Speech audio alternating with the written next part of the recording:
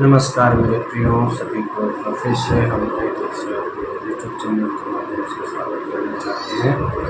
आज बहुत दिनों के बाद हमें मौका मिला है आप लोगों के साथ बातचीत कर सके। जो आज का विषय हम लेकर के आ रहे हैं आपके बीच में वो है ज्ञान। वो ज्ञान जो संसार के ज्ञान।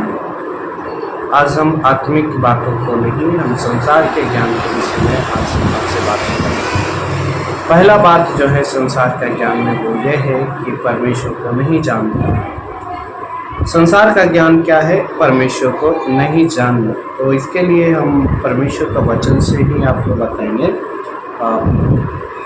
बाइबल का एक किताब है कुरिन्थी नाम करके, पहली पत्री उसका पहला अध्याय उसका 21 पद में हम देखते हैं तो वचन बताती है कि क्योंकि जब परमेश्वर के ज्ञान के अनुसार संसार ने ज्ञान से परमेश्वर को ना जाना तो परमेश्वर को यह अच्छा लगा कि इस प्रचार की मूर्खता के द्वारा विश्वास करने वालों को उद्धार दे। मेरे प्रियो, इधर में हम परमेश्वर को हम वचन से देखा है कि परमेश्वर का ज्ञान के अनुसार संसार ने ज्ञान से परमेश्वर को ना जाना, यानी कि मनुष्य अपने ज्ञान से परमेश्वर को नहीं जान सकता। अपने ज्ञान के द्वारा जानने का प्रयास करने से भी मनुष्य नहीं जान सकता है जब तक परमेश्वर का प्रकाशन उनके ऊपर में नहीं आए। तो परमेश्वर का जानना बहुत ही कठिन है। तो जब परमेश्वर को नहीं जाना तो परमेश्वर को यही अच्छा लगा कि इस प्रचार की मूर्खता के द्वारा, यानी कि प्रचार का जो मूर्खता है, कैसा प्रचार का मूर्खता? परमेश्वर को ना जानने का। तो वो क्या किया परमेश्वर ने? उसको क्या किया? विश्वासियों के द्वारा, मूर्खता के द्वारा विश्वास करने वालों को उद्धार। जो परमेश्वर के वचन पर विश्वास करते हैं उसी का उद्धार होगा, न कि संसार के ज्ञान के अनुसार परमेश्वर को जानने के द्वारा। पहली बात। और दूसरी बात जो है संसार का ज्ञान वो यही है, ये है जो संसार का ज्ञान मनुष्यों के द्वारा ही मिलता है। संसार का ज्ञान आपको किसी भगवान या परमेश्वर के या जिसको आप अपने मन से मानते हो उसके द्वारा नहीं मिलेगा। संसार का ज्ञान मनुष्य के द्वारा ही मिलेगा। यदि आपको एक छोटा सा उदाहरण देकर के बात करें, यदि आपको एक जहाज बनाने का ज्ञान चाहिए तो आपको जो जहाज बनाने वाले हैं इंजीनियर, उन्हीं के पास जाना पड़ेगा। वो कौन है? संसार के लोग हैं। संसार का ज्ञान उनके पास है, वो ज्ञान है जहाज बनाने का। यदि आपको मोटरसाइकिल बनाने की कला सीखना है तो एक मोटरसाइकिल मैकेनिक के पास जाना है, तभी तो वो ज्ञान आपको मिलेगा। तो यह है संसार का ज्ञान जो मनुष्यों के द्वारा मिलता है। इसको भी हम परमेश्वर के कलाम से देखेंगे। इसी कुरिन्थियों का किताब 2 अध्याय उसका 13 पद में हम देखते हैं, कहता है जिनको हम मनुष्यों के ज्ञान की सिखाई हुई बातों में नहीं परंतु आत्मा की सिखाई हुई बातों में। जो बातें अभी हम बता रहे हैं वो क्या है? मनुष्यों के ज्ञान की सिखाई हुई बातें। संसार का ज्ञान किसके द्वारा सिखाया गया है? मनुष्यों के द्वारा। हमारा भारत का यदि संविधान की बात करें तो वो भी किसके द्वारा निर्माण किया गया है? मनुष्यों के द्वारा। उसका निर्माण करने वाले के बारे में आप सब जानते हैं, बाबा भीमराव अंबेडकर जी हैं। वो भी एक मनुष्य थे। उन्होंने भी कई मनुष्यों के द्वारा लिखी हुई बातों को पढ़ा है। कई देश का संविधान को उठा करके पढ़ा है, तब जा कर के भारत के संविधान का निर्माण उन्होंने किया। तो वो भी क्या है? संसार के बातें हैं, मनुष्य के द्वारा दिया गया है, मनुष्यों के लिए दिया गया। और तीसरा बात जो है शारीरिक ज्ञान, सांसारिक ज्ञान, वो सब कैसा है? शैतानी है। मतलब वो दूसरों को परेशान करने और उनका शोषण करने के लिए। इसको भी हम परमेश्वर के वचन से ही देखेंगे। याकूब का किताब अध्याय 3 उसका 15वां पद में जब देखते हैं तो इस प्रकार से वचन बताती है। 3 का 15 में, यह ज्ञान वह नहीं जो ऊपर से उतरता है। जो संसार का ज्ञान है वो ज्ञान यही है,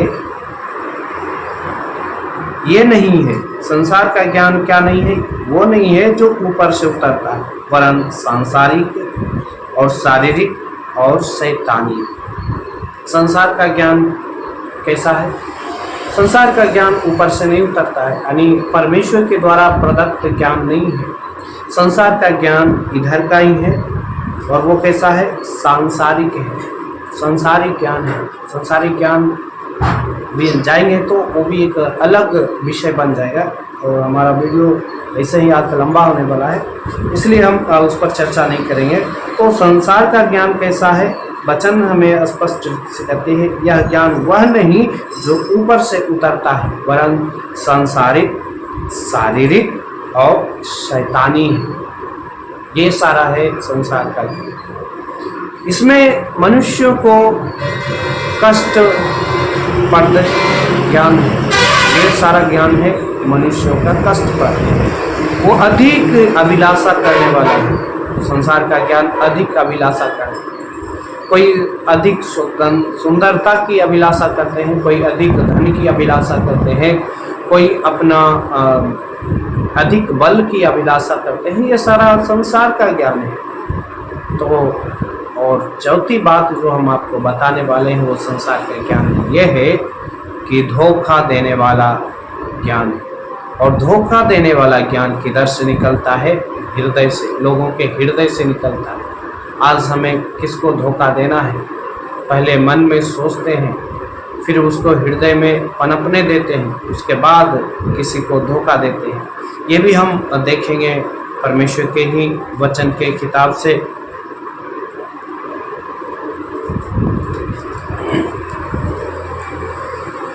यशायाह किताब अध्याय 5 उसका 21 पद में हम स्पष्ट रीति से इस बात को देख सकते हैं, जो कि धोखा देने वाला ज्ञान है वो किधर से निकलता है? हृदय से निकलता है। 5 का 21 में इस प्रकार से बताती है, हाय उन पर जो अपनी दृष्टि में ज्ञानी और अपने लेखे बुद्धिमान है।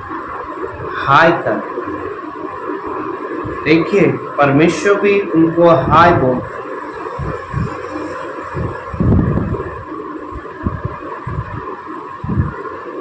और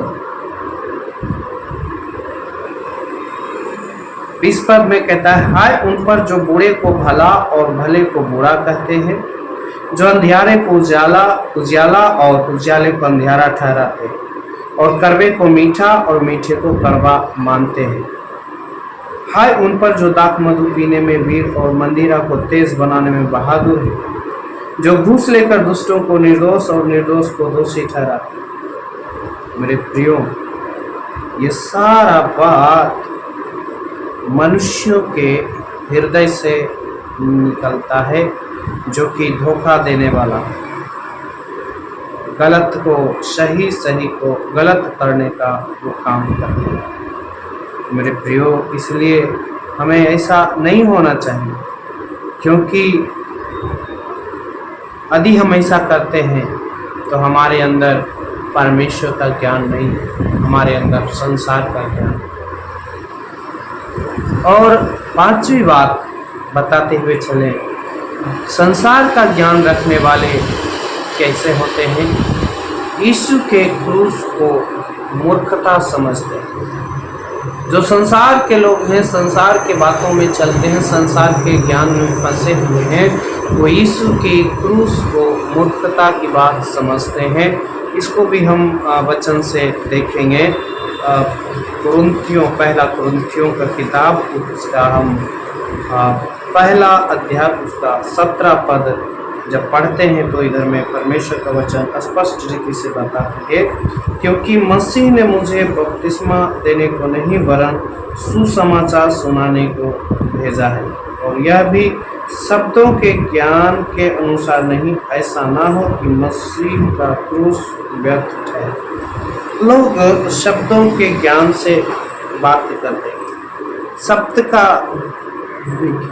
तर्क वितर्क करते हैं, तो ऐसा लोग क्या है, मसीह का क्रूस को व्यर्थ ठहराते हैं। मसीह का जो दुख उठाया क्रूस पर, उसको व्यर्थ ठहराते।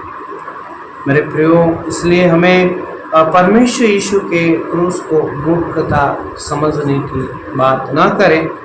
यदि हम ऐसा करते हैं तो अब तक हम संसार के बुद्धि में जी रहे हैं, संसार की अभिलाषा में फंसे हुए हैं, और ये एक दिन नाश होने वाला है, क्योंकि वचन कहता है संसार और जो कुछ उसमें है सब नाश होने वाला है।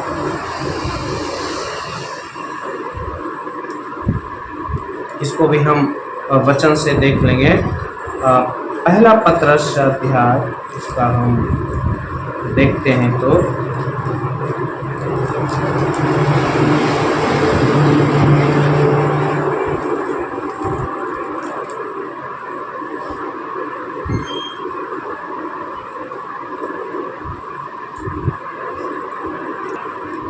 परमेश्वर के नाम की महिमा हो। तो हमें क्या है, संसार के ज्ञान के अनुसार यीशु के क्रूस को मूर्खता समझने की बात ना करें। और छठवीं बात हम बताने वाले हैं जो है संसार के ज्ञान में, वो है व्यर्थ ज्ञान है। संसार का जो ज्ञान है वो व्यर्थ है। इसको भी हम पहला कुरिन्थियों उसका 3 अध्याय उसका 20 पद में देखते हैं तो स्पष्ट रीति से परमेश्वर का वचन हमें बताती है।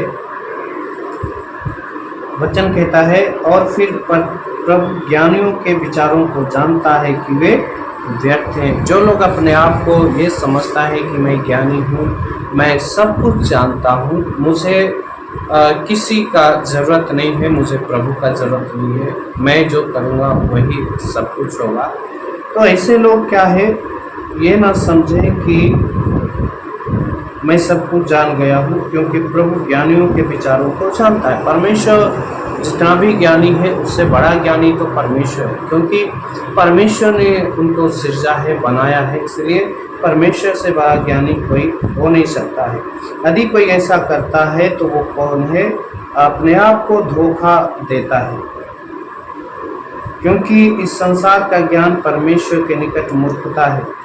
इसी अध्याय का 19 पद में, पहला कुरिन्थियों 3 अध्याय का 19 पद में वचन कहता है, क्योंकि इस संसार का ज्ञान परमेश्वर के निकट क्या है, मूर्खता है। मेरे प्रियो, हमें ऐसी बातें अपने जीवन में नहीं करना चाहिए, क्योंकि हम क्या हो जाएंगे, हम और हमारा ज्ञान यानी संसार और संसार के लोग और संसार का ज्ञान एक दिन क्या हो जाएगा, नाश हो जाएगा। उसे भी हम वचन से देख लेते हैं। पहला अध्याय का 19 पद और 27 पद, पहला कुरिन्थियों पहला अध्याय 19 पद और 27 पद में स्पष्ट रीति से परमेश्वर का वचन बताती है, क्योंकि लिखा है, मैं ज्ञानवानों के ज्ञान को नष्ट करूंगा और समझदारों की समझ को तुच्छ कर दूंगा।